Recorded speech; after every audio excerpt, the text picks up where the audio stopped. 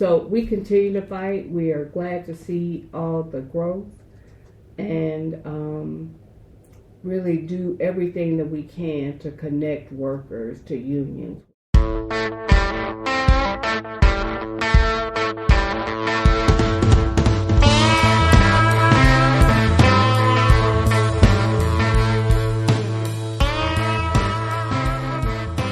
Hi there, I'm Jesse Mayshark, and this is Headlights, Voices from the Progressive South. Welcome to our third episode. If you're just joining us, you can find out a whole lot about who we are and what we're doing in episode 1. Headlights is a production of the Progressive South, a nonprofit media company dedicated to amplifying progressive voices and values across the southern United States. You can find information about us at our website, theprogressivesouth.org, and you can also find out how to donate to support our efforts, if you so choose. This week, we're going to talk about workers' rights and labor issues in right-to-work states with Vonda McDaniel, the longtime head of the Central Labor Council of Nashville and Middle Tennessee. That was her voice you heard at the top. She will help illuminate the connections between labor rights and broader civil rights, particularly in the South. Plus, you'll hear her explain why NFL Sundays are the most unionized days on the calendar. Coming up in our arts and culture segment, we're going to talk about the writer Percival Everett, who was recently awarded the Pulitzer Prize for Fiction.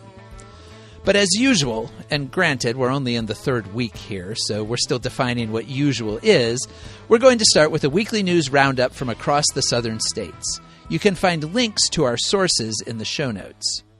This week, we're talking about immigration enforcement and some of the forms it is taking in our part of the country. President Trump, of course, came back into office after a campaign that promised the mass deportation of undocumented immigrants.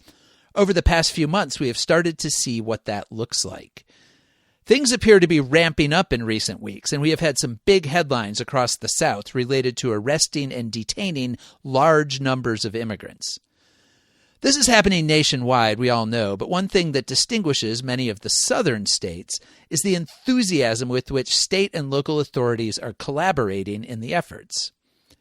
U.S. Immigration and Customs Enforcement, universally known just as ICE, has what are called 287G agreements with local law enforcement agencies across the U.S. These are voluntary contracts to assist in immigration enforcement, which local agencies have to request to sign on to.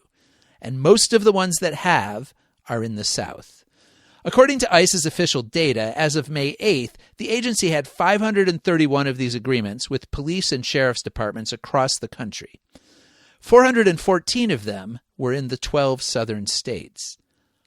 The largest number of those by far is in Florida, where 246 different agencies have ICE agreements. In second place is Texas with 82. Which means that those two states alone account for 62% of all 287G contracts across the country. Beyond the local agreements, many southern states, again led by Florida, have also pledged cooperation from state law enforcement, which we are now starting to see in action. ICE announced on May 1st that it had just completed what it trumpeted as the largest joint immigration operation in Florida history, arresting 1,120 immigrants across the state over the course of 6 days. The coordinated effort was called Operation Tidal Wave.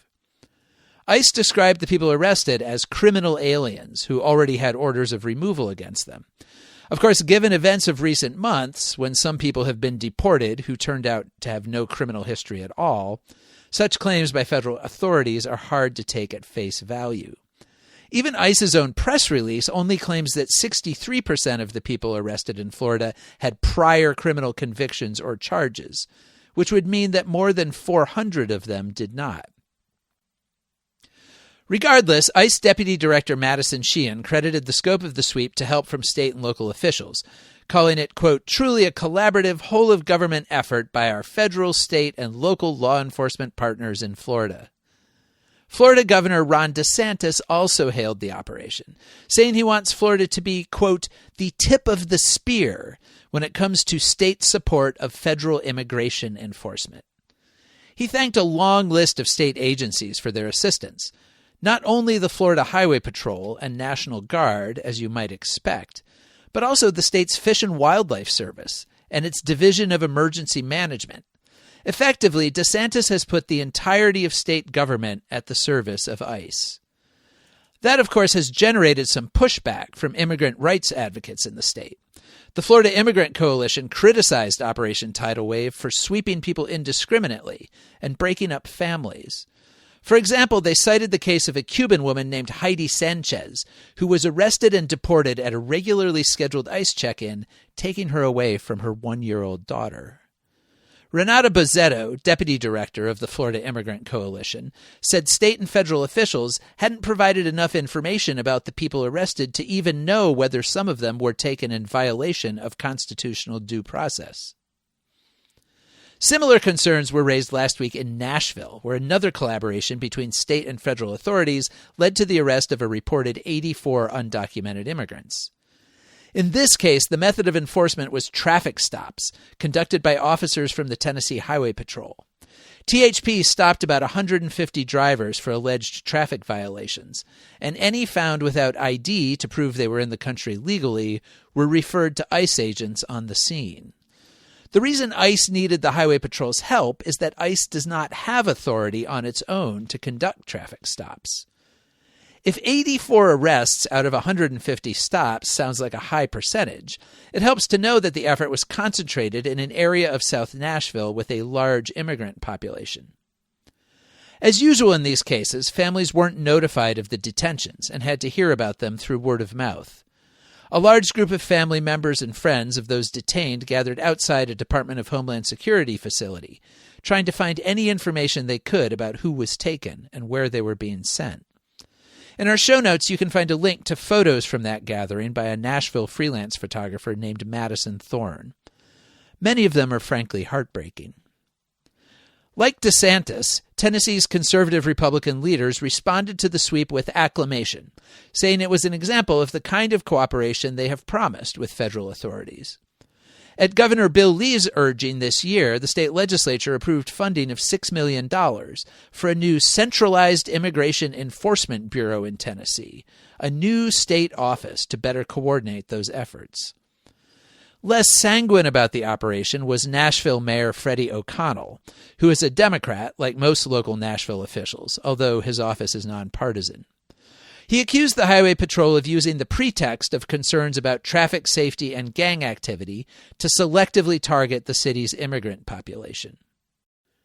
At a press conference, O'Connell said, quote, "What's clear today is that people who do not share our values of safety and community have the authority to cause deep community harm.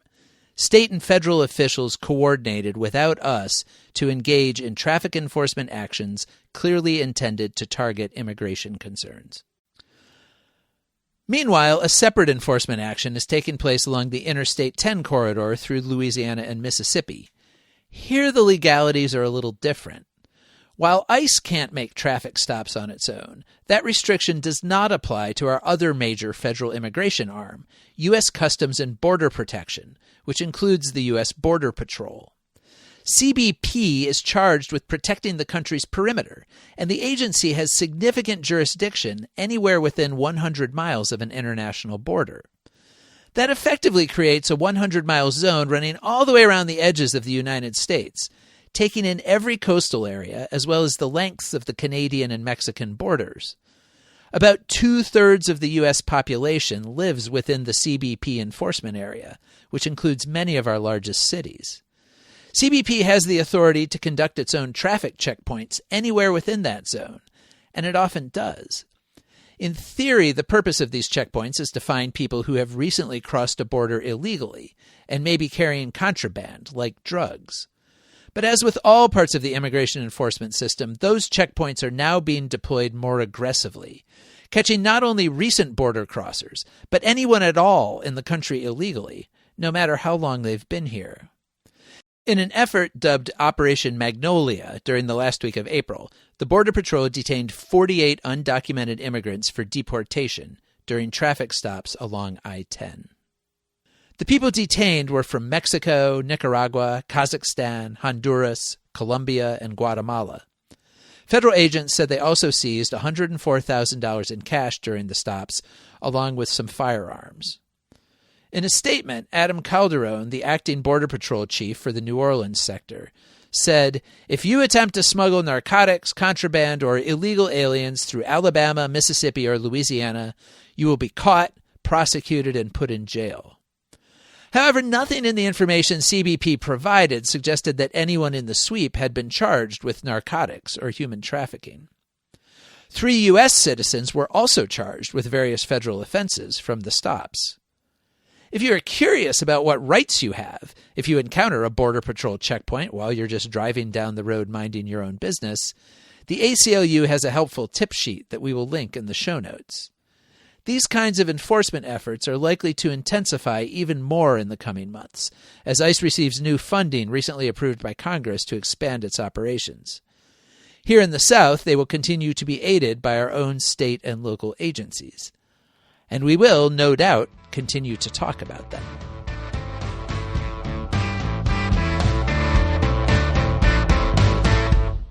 Now let's turn to our featured conversation with union leader Vonda McDaniel. She is the president of the AFL-CIO Central Labor Council of Nashville and Middle Tennessee, which represents more than 20,000 working families across a range of industries. I want to give you a heads up about the audio for this segment. This was actually the first interview that I conducted for this podcast a few months ago, and let's just say that I was still figuring out how to use the recording equipment. So instead of the microphones I intended to use, this conversation ended up being recorded by my laptop microphone. With the help of our producer, Lord Seth, we were able to clean it up and balance it, but you will still hear some fuzziness and some ambient noise. That occasional odd sound you will hear was, I believe, a pen bouncing on the table. But this was a great conversation, and I think you will find it worth listening to even in a somewhat lo-fi fashion. McDaniel talked about not only her own experience as a union member and leader, but also the ways that labor rights relate to civil rights more broadly and the importance of the black church in the South in justice movements of all kinds. So Seth, let's go to the tape.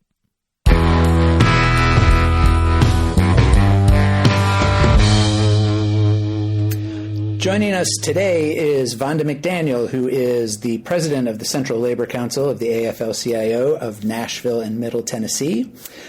She joined United Rubber Workers in 1992 when she was employed at the Bridgestone Firestone Laverne plant. And then when United Rubber Workers merged with United Steelworkers in 1995, she trained in the union's Women of Steel initiative. That's a good sobriquet, Women of Steel. She went on to become a trainer in the program, rose through the ranks of union leadership, and was elected president of the Central Labor Council of Nashville and Middle Tennessee in 2013, so been at it for a dozen years now. The CLC represents 20,000 workers across multiple industries in and around the Music City. In 2017, she was elected as a vice president to the National AFL-CIO Executive Council, where she still serves. She grew up in Nashville, graduated from the historically black Tennessee State University, where she became a member of Alpha Kappa Alpha sorority. And she credits her years of activism to the influence of the church she grew up in, First Baptist Church, Capitol Hill, here in Nashville, which was an early center of student organizing during the Civil Rights Movement. Among the students who trained there during his time as a college student in Nashville was the late John Lewis, very prominent civil rights leader. So, Ms. McDaniel, thank you so much for taking the time to talk with me today. I really appreciate it. Thank you for inviting me. Thank you for having me today. I wanted to start out by actually going back to the beginning of your story and the influence of growing up in that church, First Baptist Church, Capitol Hill, because I think that a recurring feature in the progressive landscape across the South in particular for generations, if not, more than 100 years, has been the black church. Can you just talk to me a little bit about what that church was like? I mean, when we talk about a church being a sort of center of this kind of activism, what form did that take, and how did it influence you as you were growing up? So, thank you for that question. Growing up in Nashville, my parents met at Tuskegee, and really what was the end of the civil rights movement, the traditional civil rights movement as we know it. The pastor of the church was Kelly Miller Smith. Kelly Miller Smith Sr. was a classmate of Martin Luther King at Morehouse, and he was the leader of the local SCLC, the Southern Christian Leadership Conference. So growing up in First Baptist, I was able to really hear firsthand from people like Jim Lawson and Diane Nash and all of those leaders came through our church at one time or the other, including Coretta Scott King, who was a Women's Day speaker one year. And so I think that I often say that whole civil rights background is in my DNA. It's a part of the work that my father did when he came to town, when Reverend Smith brought him here. And it has been a part of my own, work life. But even now, when you walk through the halls of the church, the history just kind of jumps out at you because there are all the reminders of the student training that was done before they would send students to the lunch counters or before they would get on a Greyhound bus trying to integrate interstate travel. And so when I joined the union and learned about A. Philip Randolph and some of those folks, it really brought me back to my own church roots. And so labor and the fights of labor and faith have always been interconnected in terms of my own work. And did that exposure at a young age instill in you a sense of, is it a sense of responsibility to carry on this work? Is it an inspiration that people can actually make a difference? What did you take away from that? So I think it caused me to look at work and the dignity of work, as Dr. King used to talk about, as in a more holistic way. Workers have child care concerns, which is a big issue now. Workers have school concerns in terms of where their children are going to school, community concerns. And so I think that thinking about things in a more virtuous cycle and not just silo is really how I have thought about the work. So growing up, did you have exposure to organized labor specifically? Did you have family members who were in unions, anything like that? So that's a funny story. So my mother is a public school educator. She was one of the first black teachers hired in our local school system. But I never considered the work that she was doing as a part of a union movement. And in fact, I think that we've seen growing activism from teacher and teacher unions over the last few years.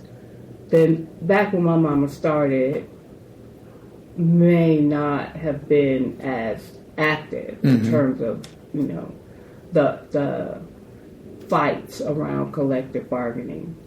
So my mother was a member of the National Education Association, and I remember going to those meetings with her as a child. Mm-hmm. So when you went to work at Bridgestone in 1992, is that right?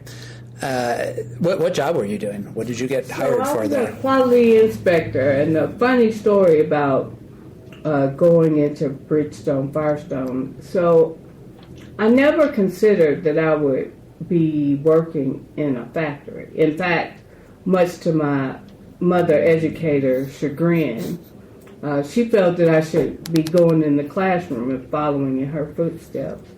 But I had a few student loans that I wanted to pay off, and so initially I went in the factory to pay off my student loans, and here I am 34 years later. Mm-hmm. So life kind of happens, but I really enjoyed the work. I became active in the union probably a year or so after starting work there.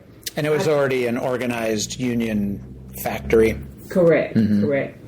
But I worked in quality control. I was the last. We built truck bus radial tires for school buses, UPS trucks, that kind of thing. But I got active in the union pretty early on, became a steward in my department, and really the rest is history. I had a great mentor who obviously recognized something in me that I didn't really see in myself, that really mentored me and took me along and showed me, how meetings work and how to navigate the politics of the union, particularly as a woman of color. And so it's been a pretty great experience. Now, it hadn't always been a bed of roses. Sure. But for the most part, I feel like that the union has taken me places that I never even considered. Actually, I thought about paying off my student loans and going to teach school like my mom. Much different path. Well, you could have become a labor leader there, too. Oh, absolutely. Absolutely. So we were talking before we started recording that only about 10% of the American workforce now is represented by unions. So probably a lot of people don't really know or have direct experience of how unions work. Can you talk a little bit about the CLC and what you all do? Because you serve unions across many different industries. Yeah, so as you mentioned, Central Labor Councils, and we have 5 Central Labor Councils across the state, and there's a state federation that is also anchored in each one of the states, and then the national AFL-CIO. So it is really a community-based national organization, right? And our day-to-day work looks different depending on the day, actually.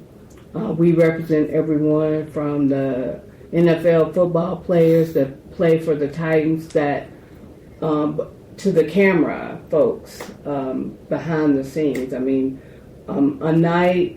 any Sunday night is probably one of the most union-dense nights in America because all the film is done union, the players are union. In some cities, the folks that are selling the popcorn and Cokes are union. So that's that piece of it, but we also represent teachers and truck drivers and construction workers and actors and musicians. So there's really a diversity of occupations around unions. And I think that that's why labor councils are so important. It really brings unions out and workers out of their silos and causes them to work together around just worker issues. To that end, what are the priorities of the union right now in 2025? What are the concerns or needs of the workers that you represent? So there has always been, individually in workplaces as people's contracts expire or they're going through contract negotiations with a particular entity. There's always been this support by the Labor Council of kind of coordinating support for whatever the affiliates organizing or contract campaign might be. But beginning in COVID, we were contacted almost daily by workers that did not have the protections of a union, that needed advocates, that needed help trying to make sure that they had adequate personal protection equipment, or that they were sanitizing the workplace in a way that kept everyone safe. And oftentimes they didn't know what their rights were or what the next steps were, but they knew to call the AFL-CIO. And so I think that sometimes there's not a recognition of workers that just go to work every day and really are kind of invisible to, you have folks that come and pick up your trash, you never see them, you just put it out on the curb. But without them, our cities would be far less healthy. You have the hospitality industry, which in the last 10 years in Nashville has grown astronomically, that really were having trouble getting basic pay. The employers kind of change. They're not employed by the hotel chains. They're employed by contractors, and those contractors change. And when they do change, sometimes they don't notify the workers that they're going away. So we had quite a bit of wage theft. And so that's the work of the Labor Council, to advocate and push to make sure that all workers, not just workers that work in a union workplace, but all workers have the things that they need to be safe and to thrive in a growing, vibrant city. Yeah, and you mentioned the pandemic, and definitely during that there was a lot of talk about essential workers, and a lot of the essential workers were the front line, in a lot of cases the lowest paid workers, the service workers and stores and restaurants, many of whom don't have any kind of labor representation. One thing that apparently arose from that was there was a reported increased interest, especially among younger people, in kind of realizing maybe how vulnerable they were in their workplace. There was a recent survey that said that 77% of adults under the age of 35 have a favorable view of unions, which is the highest of any age group in the country. But I'm wondering if here in Nashville you've seen any effect of that, particularly among younger workers. So definitely, the enthusiasm around unions are sexy again. There was a long period in my work history where unions were not reflected so well in the media, but over the last 4 or 5 years, particularly on universities with graduate assistants and that kind of thing, that is one of the fastest growing growth areas for the union in terms of our economy. But I think that what people don't realize is that the health of wages for all workers really hinges on the strength of the union movement in the area. I think it was Princeton that did a study a few years ago that was not commissioned by labor, that said that there is an inverse relationship between union density and wages in the area. So the higher the union density, the better the wages were for everyone. And the lower the union density, the less people were paid in that area. And so Tennessee, while many people don't know, Tennessee now has probably about a 7% union density, 7-8%. But when density was higher, wages were more in line with what the national economy was. So we continue to fight. We are glad to see all the growth and really do everything that we can to connect workers to unions where they're injured. I know that the Central Labor Council is involved in issues beyond the immediate orbit of the various workplaces that you represent. You often weigh in on sort of broader social and economic justice issues.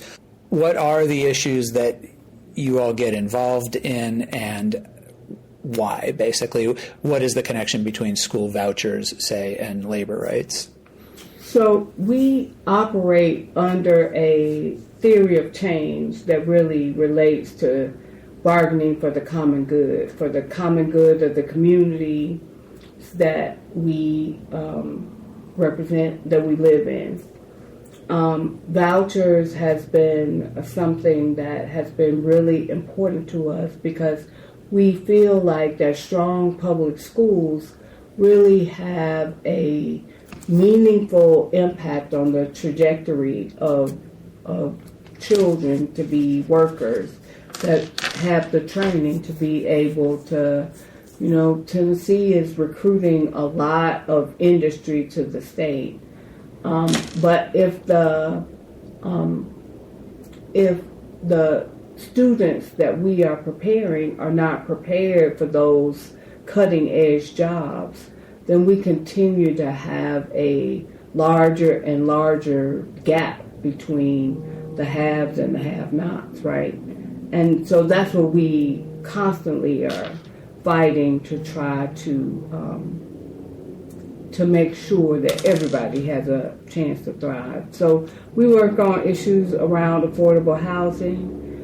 Each year, we work with our public sector unions around making sure that the city's budget reflects the moral priorities of the city and that the investment is made in the workers and then the infrastructure to support, a thriving community for everyone and not just for developers. We have worked on more and more, we're finding ourselves working on environmental issues.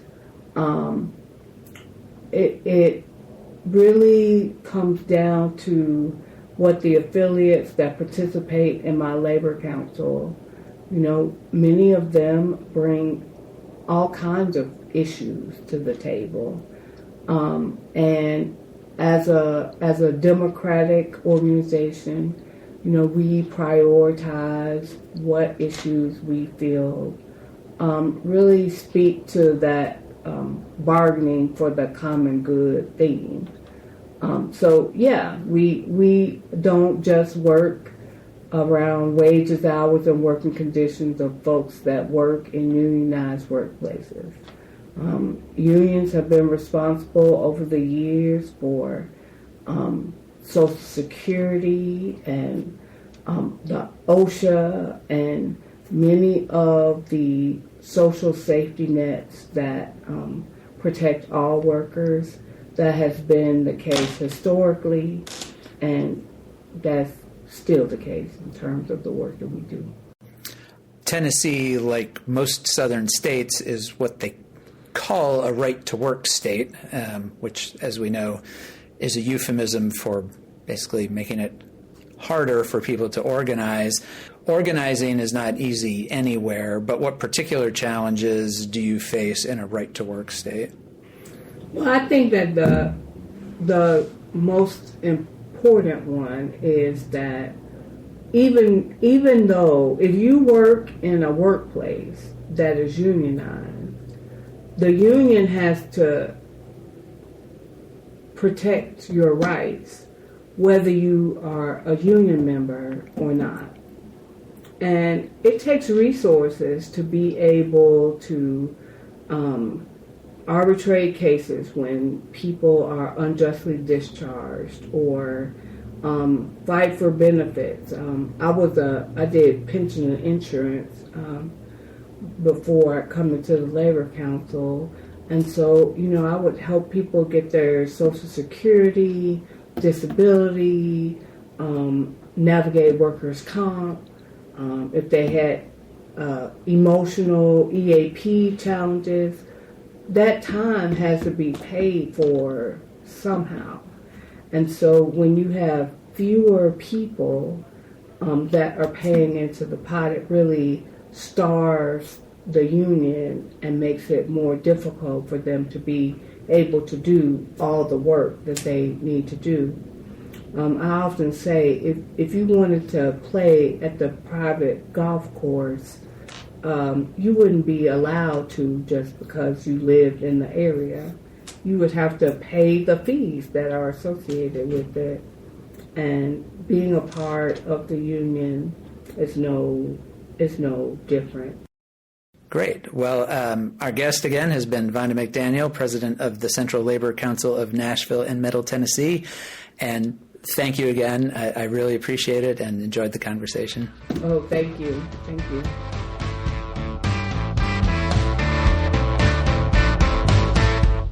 Last week, the African-American author Percival Everett became one of a small group of writers to win the Pulitzer Prize for Fiction and the National Book Award for the same book. Everett's 2024 novel James earned critical acclaim on its release, going to number 1 on the New York Times bestseller list and selling more than 1 million copies. It was crowned with the National Book Award last fall and awarded the 2025 Pulitzer Prize on May 5th. Everett, who is 68, was born in Georgia and grew up primarily in South Carolina. He earned a bachelor's degree from the University of Miami. He has lived on the West Coast for most of his adult life, and in interviews he has sometimes pushed back against being called a Southern writer.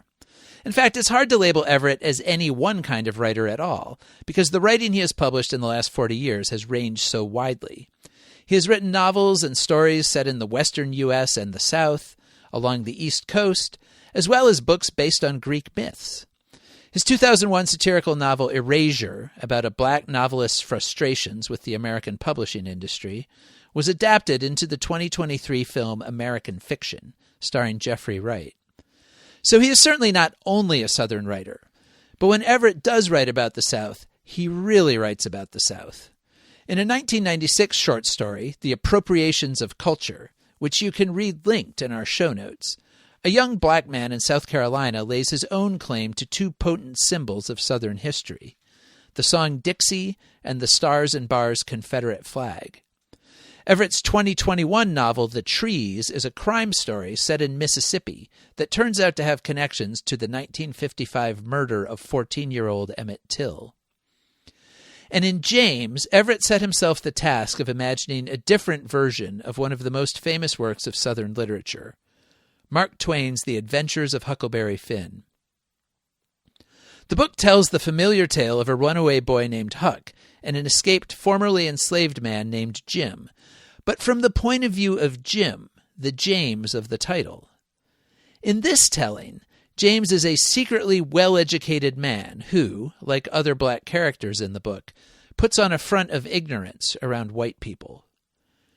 In announcing the novel as the National Book Award winner in November, the panel of judges said, Percival Everett's James is a surgical disarticulation of the bones that hold American racialism in place. More than physiognomy, our language has been shaped to keep us apart. Everett has said about the book, I hope that I have written the novel that Twain did not and also could not have written.